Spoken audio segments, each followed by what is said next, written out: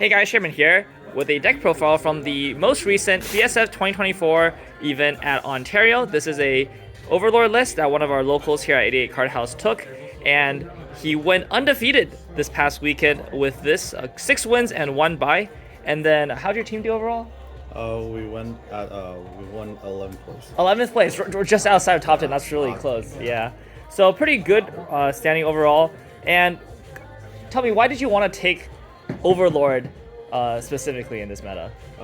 Because Overlord is kind of going undercover, so I just wanted to play Overlord.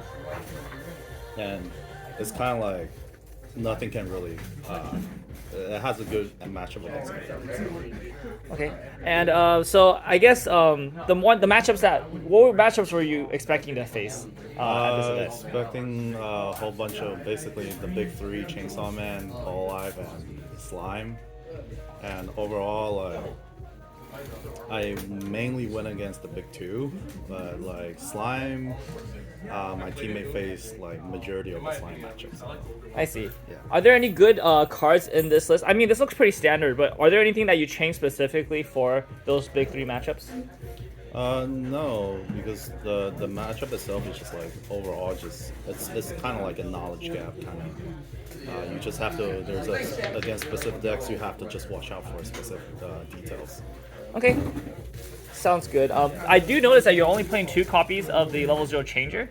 I feel like some lists are playing 3 or 4. Why do you only run 2? Is that something that you just hold on to, or do you try to like get it in the mid game? Like, what's the how do you prioritize this card basically? So the reason why I only run 2 is basically like many people are already expecting the Boom Zero, so if they kill it, it's kind of like it's kind of pointless. So you might as well just, if you got it within like the top, like within the open hand, that's great. But if you don't really have to play it.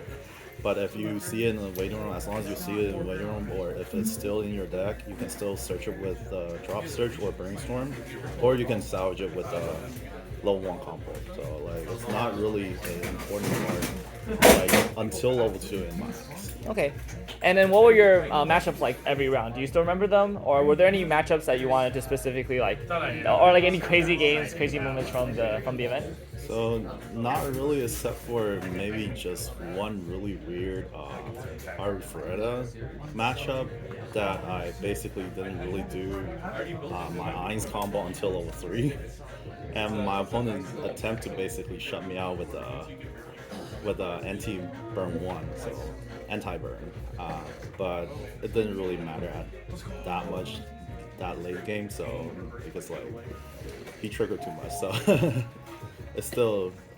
it's one of the crazier matchup from that one, or one of the more surprising anti-meta matchup. But other than that, like the rest of it, it was all kind of expected. Okay, all right, and then I guess for some final words, any suggestions or advice you would give to players who are thinking about taking Overlord into this meta? It's not one of the more popular decks, but clearly it can still do well. So is there anything that you would advise other Overlord players to look out for or think about when they're either building or playing the deck? Playing it, it's kind of feel like the previous meta with the Alice, but it's kind of like just a lot of it just player like knowledge gap. So as long as you have to watch out for like opponents like anti-change punches, like whether they're level 1 or level 2 or anything else.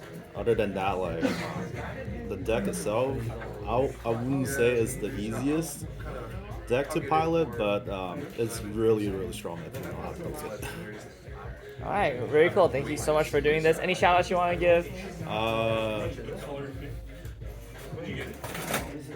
Not that I can think of, other than maybe Dan, who basically sold me the 2 decks. Oh wait, really? This is Dan's deck? Yeah. Oh, I didn't even know that. Okay, that's pretty funny. All right.